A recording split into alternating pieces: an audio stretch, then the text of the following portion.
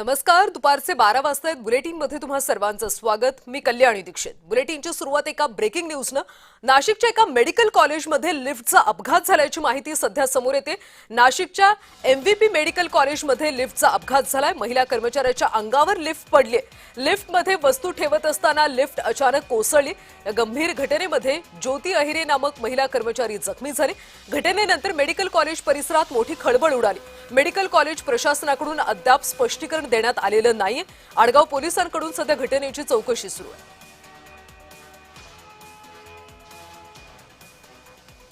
तर नाशिकच्या MVP medical कॉलेजमध्ये एक अपघात घडला. लिफ्ट अचानक कोसळले. महिला कर्मचाऱ्याच्या अंगावर लिफ्ट पडली. यामध्ये ती कर्मचारी गंभीर जखमी झाली. लिफ्टमध्ये वस्तू ठेवत असताना लिफ्ट अचानकपणे कोसळली. दरम्यान या सगळ्या प्रकरणाचा आडगाव पोलिसांकडून सध्या तपास सुरू आहे. मात्र या प्रकरणावर अद्याप मेडिकल कॉलेजनं कोणतीही अधिकृत माहिती दिलेली नाहीये. नाशिकच्या एमव्हीपी मेडिकल कॉलेजमध्ये हा अपघात झाला. लिफ्ट एका महिला कर्मचाऱ्याच्या थेट अंगावरच कोसळली. महिला कर्मचारी लिफ्टमध्ये सामान ठेवत असताना हा अपघात झाला. यामध्ये ही महिला कर्मचारी गंभीरपणे जखमी झाली. सध्या तिच्यावर उपचार सुरू आहेत. आडगाव पोलिसांकडून या घटनेचा अधिकचा तपास सुरू आहे.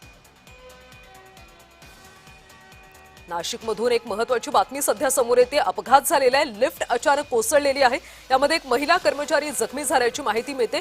एमव्हीपी कॉलेजमध्ये मेडिकल कॉलेजमध्ये हा अपघात झाला.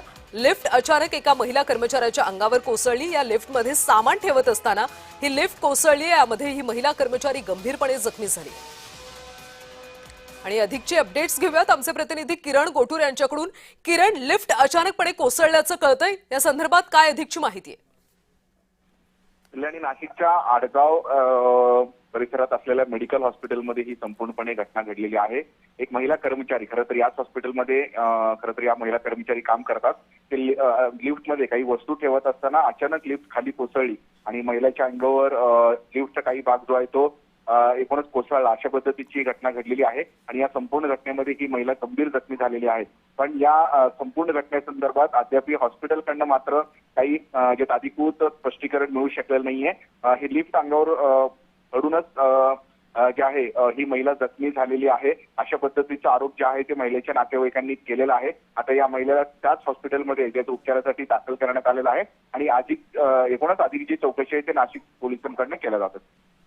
धन्यवाद किरण या सविस्तर माहितीसाठी. तर महिला कर्मचाऱ्याच्या अंगावर लिफ्ट कोसळलेली आहे. यामध्ये ती महिला कर्मचारी जखमी झाली. दरम्यान अजून मेडिकल कॉलेजकडून कोणतीही अधिकृत माहिती देण्यात आली नाही.